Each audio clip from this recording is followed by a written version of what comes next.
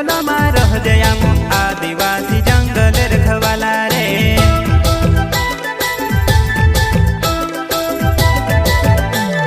चल जंगल जमीन काजे पूजे रे आदिवासी दुनिया ने रखवाला रे। बाप देव खतरी काज पूजे रे आदिवासी सबसे निराला रे।